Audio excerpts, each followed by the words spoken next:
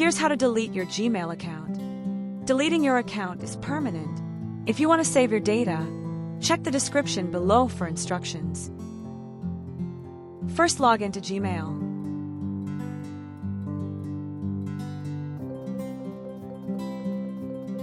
Go to the highlighted site. We've also included this link in the description below.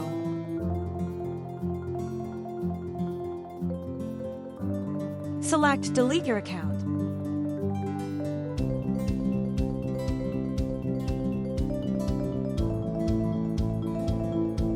Enter your password.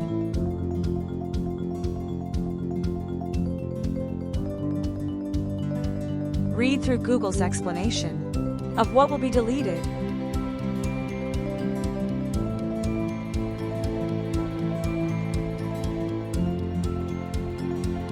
Confirm that you are responsible for any pending financial transactions associated with your Google account.